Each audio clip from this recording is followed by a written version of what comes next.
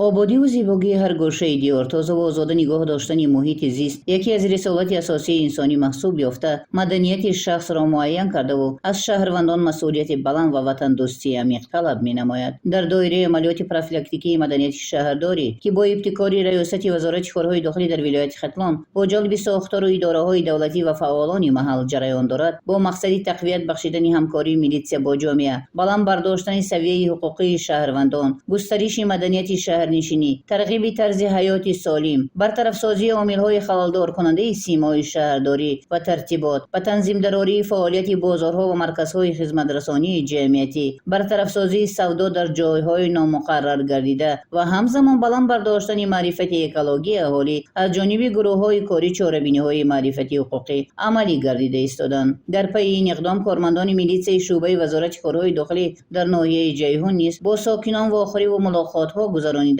از شهروندان خواهش می‌نمایند که مسئولیت و اشتراک فعالانه خود را در کارهای جمعیتی تحکیم بخشند تا در آباد و زیباگردانی محیط اطراف و شکوفایی محل زیست سهمگزار باشند. در این روند با مقصد آباد و زیباگردانیدن محل زیست، خیابان‌ها، گلگشت و میدان‌های حدود ناحیه و فراهم آوردن شرایط برای تقویت بخشیدن عمل‌های سازندگی و بنیادکاری، تازگی حفظ محیط زیست در کوچه و خیابان‌ها، جماعت‌های شهرک و دهات ناحیه حشرهای دست جمعی برگزار گردیده، گرد و اطراف از علف‌های بیگانه تازه کرده شده، بناهای استقامتی رنگ و بار، زمین‌های کارم نرم کرده شده و پرتوها برآورده شدند. کارهای آبادانی در سمت تازگی و بنیادگرایی با مرام ادامه داشته، هر یکی ما وظیفه داریم که مدنیت شهرنشینی را رعایت کنیم و به جهانیان فرهنگی بودن ملت تاجیک را نشان دهیم. همزمان گروه‌های کاری با مقصد اجرای عهده‌داری‌های خدمتی و جهت پیشگیری قانون شکنی‌ها در ساحه انرژتیکا